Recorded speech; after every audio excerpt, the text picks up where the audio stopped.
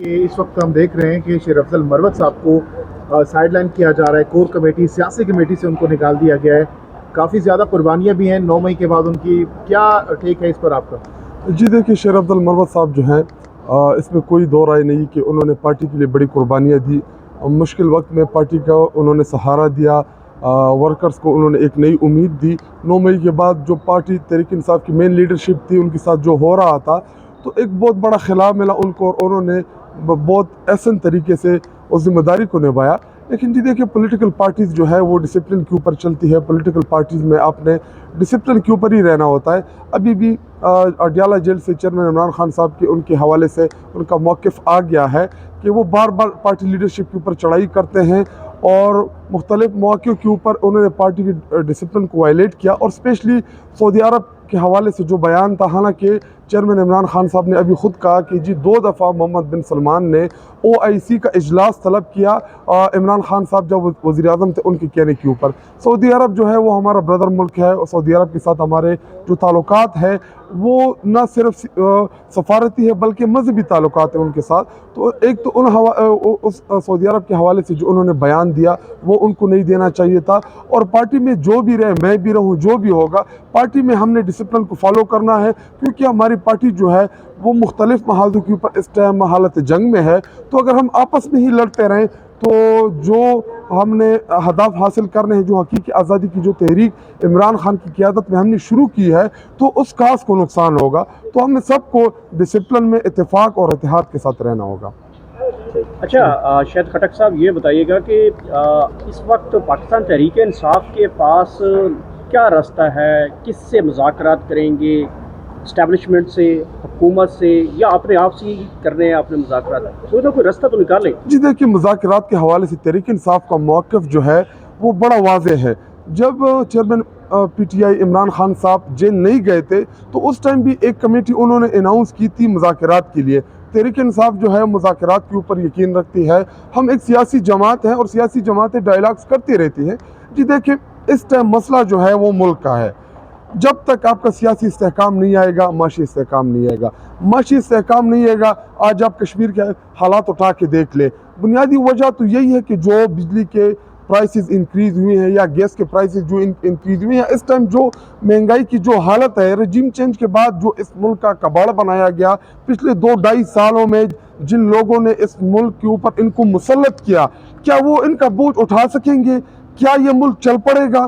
کیا یہ ملک ترقی کر سکے گا ان حالات میں؟ تو جی دیکھیں، راستہ ایک ہی ہے کہ مذاکرات کی طرف ہم نے جانا ہے، مل بیٹھ کے ان مسائل کو حل کرنا ہے۔ چونکہ ان کو جنہوں نے لایا ہے فارم 47 کے ذریعے اس ملک کے اوپر، جنہوں نے مسلط کیا ہے، تو ان کے پاس اختیار ہی نہیں ہے۔ اس ٹائم جو شہباز حکومت ہے وہ اگلے 1-2-2.5 مہینے آپ خود ہی دیکھ لیں گے ان کی کرتوت، اور یہ خود ہی عوام کے سامنے سچ بولنا شروع ہو جائیں گے۔ تو مذاکرات تو ان کے ساتھ ہوتے ہیں جن کے پاس اختیار ہو۔ شاید خٹک صاحب، رانا ثناء اللہ صاحب کہتے ہیں کہ ہم جب عمران خان صاحب کے ساتھ مذاکرات کے لیے جاتے تھے تو عمران خان صاحب ہمیں گالیاں دے کر اٹھا دیتے تھے۔ تو کیا اب وہ کہتے ہیں کہ ہم بالکل خان صاحب سے جو ہے وہ مذاکرات ہر طرح کے تیار ہیں، تو کیا اب بھی آپ کی پارٹی لیڈرشپ وہی رویہ رکھے گی؟ جی دیکھیے تو بالکل آپ نے غلط کہا۔ عمران خان صاحب جو ہے وہ ایک مہذب سیاسی لیڈر ہیں۔ وہ نہ کبھی بھی انہوں نے کسی کے خلاف ایسی زبان استعمال نہیں کی جو یہ ایک دوسرے کے خلاف استعمال یہ میں کرتے نہیں کوٹ کر رہا، تھے۔ یہ رانا ثناء اللہ کا بیان بتا جی رہا ہوں۔ دیکھیے، اگر چور کو چور کہنا گالی ہے، ڈاکو کو ڈاکو کہنا گالی ہے، لٹیروں کو لٹیرا کہنا گالی ہے، تو یہ گالیاں تو صرف عمران خان نہیں، پوری کی پوری قوم ان کو دے رہی ہے اس ٹائم۔ اور مجھے ایک سٹیٹمنٹ عمران خان صاحب کی اٹھا کے دیکھ لیں جو اخلاق کے دائرے سے باہر ہو۔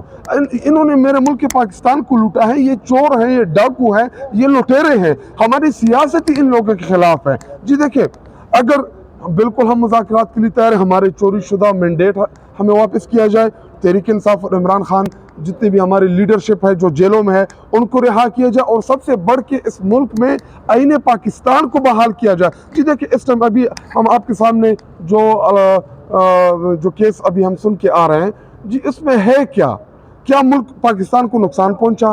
کیا پاکستان کے پیسے کو چوری کیا گیا؟ نہیں، باہر سے پیسے لائے گئے پاکستان اور اس کے خلاف عمران خان کو جو 195 ملین پاؤنڈز کا کیس بنا دیا ہے. جتنے بھی کیسز ہیں عمران خان کے خلاف یہ سب کے سب سیاسی کیسز ہیں.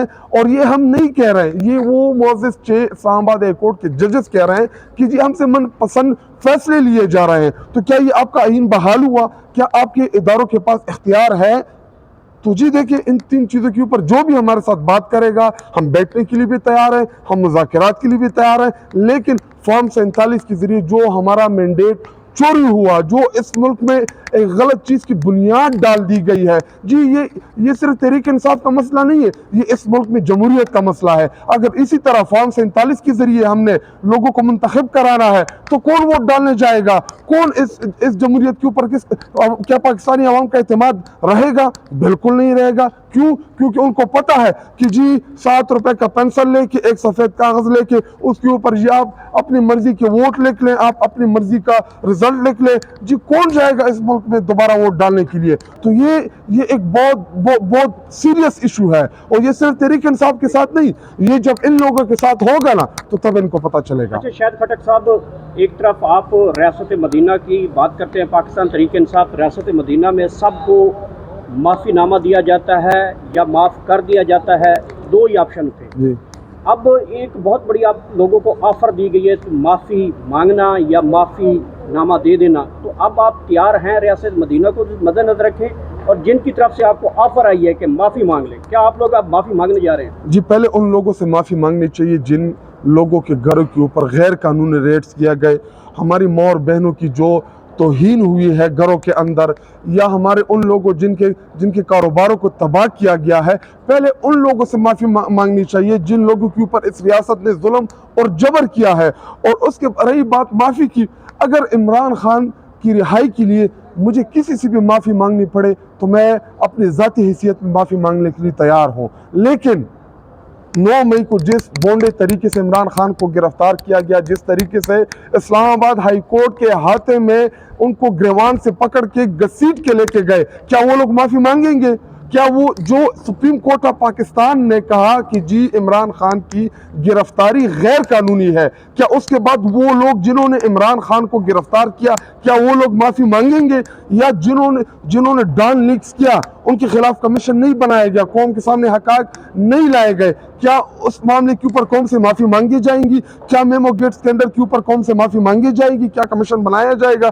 کیا جو ویکی لیکس میں جو سیاسی لیڈرز کے متعلق کہا گیا قوم کے سامنے حقائق نہیں لائے گئے, کیا اس معاملے پر قوم سے معافی مانگی جائے گی؟ اگر ان تمام ایشوز کے اوپر قوم سے معافی مانگ لی جائے تو بالکل ہم بھی 9 مئی کے متعلق معافی مانگنے کے لیے تیار ہیں.